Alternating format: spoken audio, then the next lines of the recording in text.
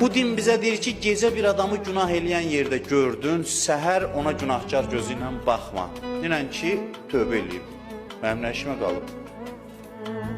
Tövbə eləyib.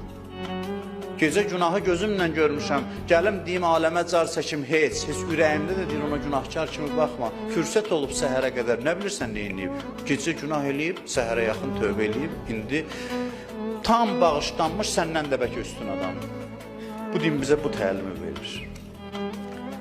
Din bizə deyir qeybət eləmə, heç kəsin qeybətini eləmə. Yəni bir adamın günahını danışma. Bilirsiniz niyə görə? Çünki o insan qeybətdən qorxub birdən günah eləməz, o da onun azadlığını əldən almaqdır. Qorxar ki, abrımı tökəcəklər. Ona görə din deyir, qeybət zinadan da pisdir. Birdən abrını apararsan, abrının getməyindən